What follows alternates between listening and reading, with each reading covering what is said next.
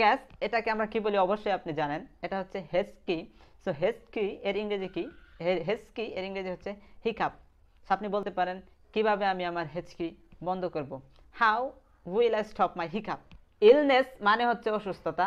এই ভোকাবুলারিটি বা এই ওয়ার্ডটি আমরা আমাদের ডেইলি লাইফে সব সময় ইউজ করে থাকি। আমার জন্য দোয়া করবেন যাতে আমার অসুস্থতা সেরে যায়। Pray for me so that my illness will cure. Pray for me so that my illness will cure. তার কাশি আছে কিন্তু এটা ছোটোখাটো অসুস্থতা। He has a cough but it's only a minor illness. He has a cough but it's only a minor illness. Runny nose মানে হচ্ছে ঠান্ডা লাগা, অথবা কোল্ড অর্থ হচ্ছে ঠান্ডা লাগা। তাহলে আপনি বলতে পারেন আমার ঠান্ডা লেগেছে, I have a runny nose, অথবা আই হ্যাভ আ কোল্ড, আমার ঠান্ডা লেগেছে। So I have a runny nose অথবা আই হ্যাভ আ কোল্ড, আমার ঠান্ডা লেগেছে। সোর থট মানে হচ্ছে গলা ব্যথা করা। Oh my god, I have a sore থট। আই হ্যাভ আ সোর থট, আমার গলা ব্যথা করতেছে। আপনি যখন হাঁচি দেন তখন এই এক্সপ্রেশনটা আপনি কিভাবে ইংরেজিতে শেয়ার করবেন? হাঁচি দেওয়া এর ইংরেজি হচ্ছে স্নিজ। স্নিজ মানে হচ্ছে হাঁচি দেওয়া। সে হাঁচি দিচ্ছে, he is sneezing. He is sneezing, সে হাঁচি দিচ্ছে। আমি হাঁচি দিচ্ছি, আম স্নিজিং। আম স্নিজিং, আমি হাঁচি দিচ্ছি। কফ মানে হচ্ছে কাশি দেওয়া। ধুলাবালি তার কাশির সৃষ্টি করেছে। The dust made him cough. The dust made him cough. কোমর ব্যথা এর মানে হচ্ছে ব্যাক এক। সে 2 বছর যাবৎ কোমর ব্যথায় ভুগতেছে। He is suffering from backache for 2 years. He is suffering from backache for 2 years. Dizzy যার মানে হচ্ছে মাথা ঘোরা। আমরা অনেক সময় বলে থাকি আমার মাথা ঘুরতেছে, তার মাথা ঘুরতেছে, আমার মাথা ঘুরতেছে। সো এই এক্সপ্রেশনটা আপনি কিভাবে ইংরেজিতে শেয়ার করবেন? এটা শেয়ার করতে হলে আপনাকে বলতে হবে I begin to feel dizzy. I begin to feel dizzy, আমার মাথা ঘুরতেছে। Oh my god, I begin to feel dizzy, আমার মাথা ঘুরতেছে। এইভাবে আপনি বলবেন। চোখ ব্যথা যার ইংরেজি হচ্ছে সোর আইস। তাহলে চোখ ব্যথা ইংরেজি হচ্ছে সোর আইস। আমার চোখ ব্যথা করতেছে, I have a sore eyes. I have a sore eyes মানে হচ্ছে আমার চোখ ব্যথা করতেছে। হাত ভাঙা এর ইংরেজি হচ্ছে হ্যান্ড ফ্র্যাকচার। আমরা অনেক সময় বলে থাকি ও মাই গড, গাছ থেকে পড়ে গিয়ে আমার হাত ভেঙে গেছে।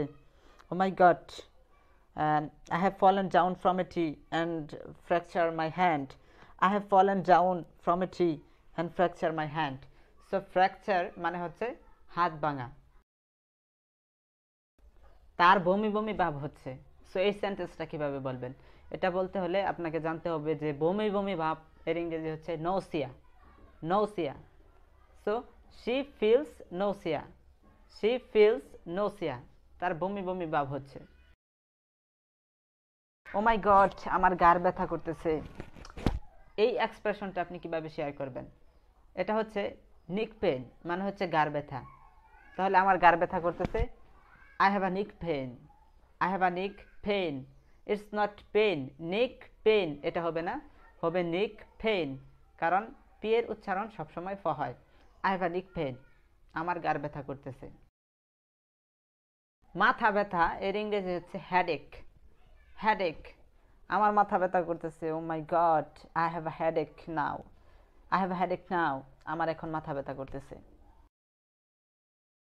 আমার দাঁত ব্যথা করতেছে, এই সেন্টেন্সটা আপনি কিভাবে বলবেন? Oh my god, I have a toothache. I have a toothache মানে আমার দাঁত ব্যথা করতেছে। ইয়ার এক মানে হচ্ছে কান ব্যথা করা। Oh my god, I have আ ইয়ার এক, আমার কান ব্যথা করতেছে। জ্বর যার মানে হচ্ছে ফিভার অথবা টেম্পারেচার।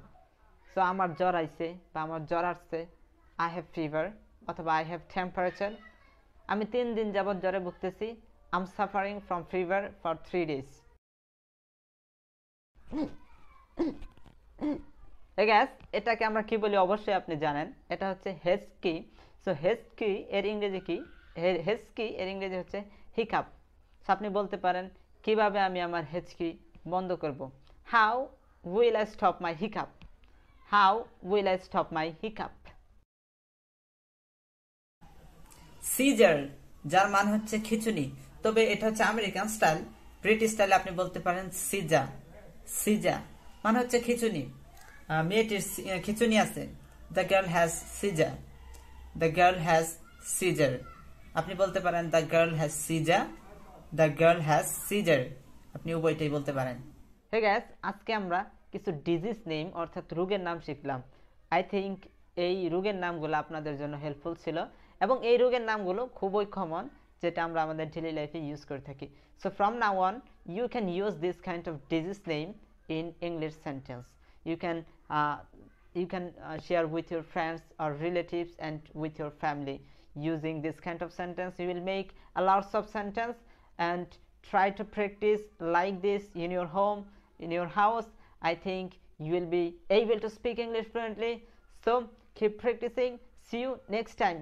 Bye bye.